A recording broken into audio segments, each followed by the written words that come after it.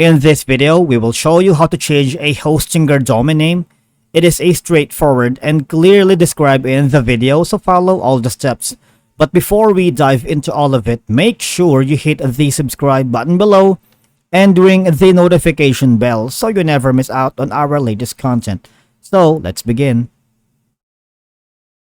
So the first thing we need to do is go to the websites section right here. And then click on the ellipsis, the three dots here. And obviously click on change domain. Alright.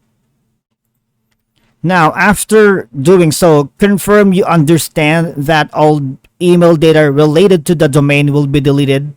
And if you are sure, of course, click on change. Alright. Finally, if you choose the preferred domain to connect and click on change again, and after changing the domain, your website will be up and running within 24 hours. Alright, so once registered, a domain itself can't be changed or edited. In other words, you won't be able to give up already a registered domain and register another one instead of this one. Alright, as an alternative, you may register a new domain separately.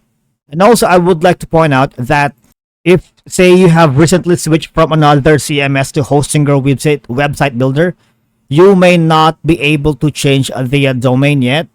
Once you switch from another platform to the builder, you have like 14 days to restore the original website built on another platform. During that time, you can change the domain or delete the website.